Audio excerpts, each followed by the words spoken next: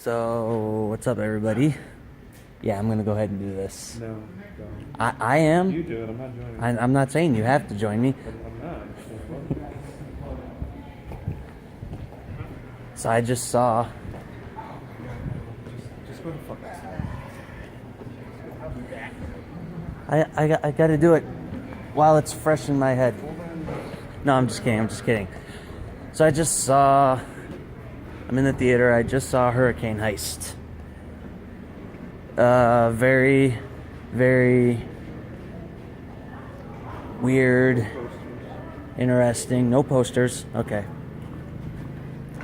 Very weird, very interesting. Weird. Just there. Yeah, just there, like. This FBI agent was like, yeah, Bill Bond, car bomb, no ammonia, fertilizer. Timothy McVeigh did it. Like, you're a fucking FBI. You're a fucking Fed. You're just telling people. Well, that's probably what she was doing at first, and then she got like demoted. That was the whole Utah thing. That they have no reason to explain.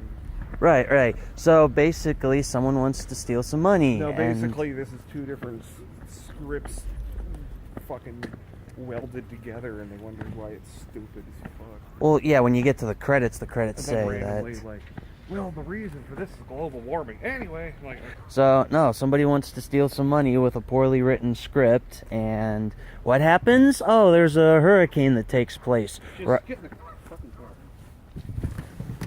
car. So, yeah. There was actual dialogue in this thing. It was, like, the only good part about this was the fact that there was, like, some dialogue in there at one point. There was some dialogue in a film with people talking, yes.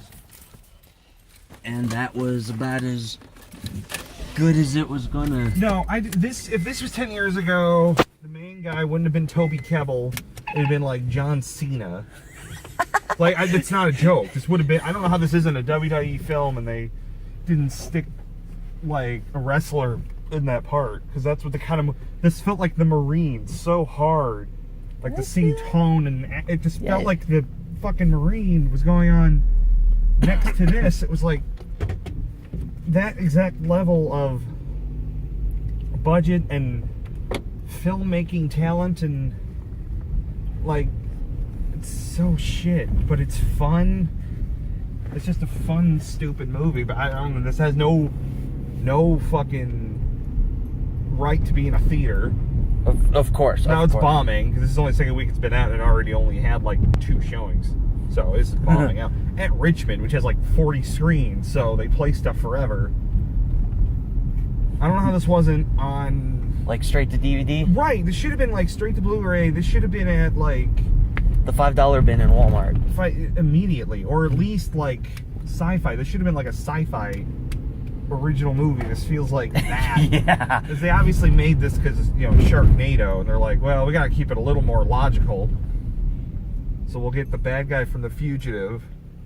Well, fuck that, because the main villain of this movie. Yeah, what's the... The fucking dad from The Witch. You're right. Now that you say that. You didn't catch that immediately? As soon as No. his face, he goes, you're back in Ireland. I'm like, yeah, Ireland. Yes, back in Ireland. I didn't catch that right away until you obviously No, just said it. I'm like, oh, that's why I was like, oh no. I know that voice. He's gonna make his daughter bathe him in a river. And in a horror film about I don't know. Like, it's hard to like get mad at. Like, there's a couple points where I'm like, oh, why is this? Like, you can tell that the character stopped talking and the writer started talking through the character's mouth, through the actor's mouth, and then went back to the character. It was like,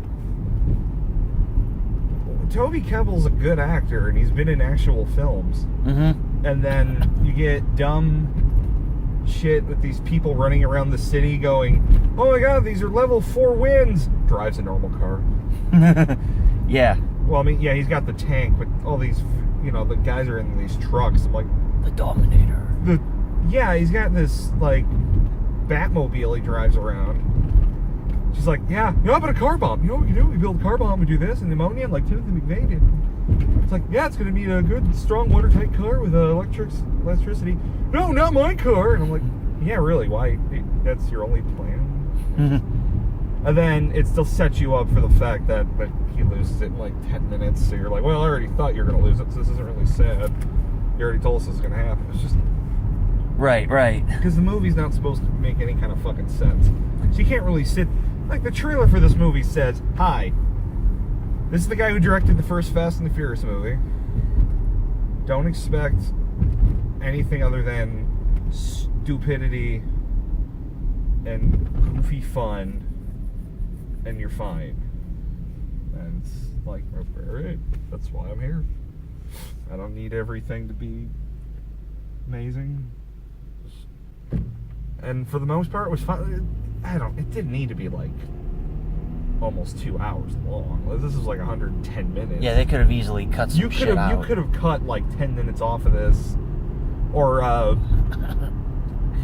like, the cops are in on it, but then the cops are like, oh, you guys fucked up, so we're going to take it over. And then the guy's like, no, you're not. And he shoots the sheriff, and the other cops are like, well, I guess you're a leader now. Because that's, what the fuck? Right. And then this guy who's deputy, because you can tell, because, you know, he's wearing a cowboy hat.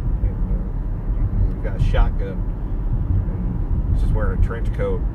And then he is sitting there driving a truck like, oh, my brother drives semis. I'm like, there's 5 minutes in this movie. Why are you getting character development? And then he dies. Right. In 2 seconds. like, what the fuck is this movie? And they go into the mall from The Day After Tomorrow, except it's not Frozen. Yeah, you remember, that was my only thought, was like, okay, so you're gonna take something from Day After Tomorrow now.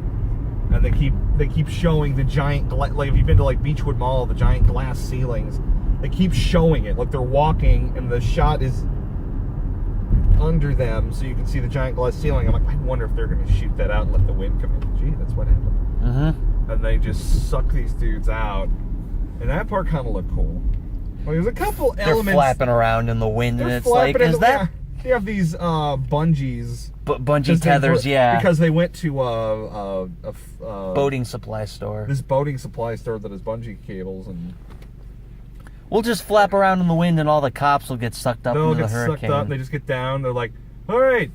And then they wind up back at this thing like, well, I think my brother's safe. And I'm like, you didn't check? Right. If your brother was safe? What the fuck? He was holding on to like a phone booth or something, and he happened to make it out alive. Yeah, they just disappear from him for like a minute.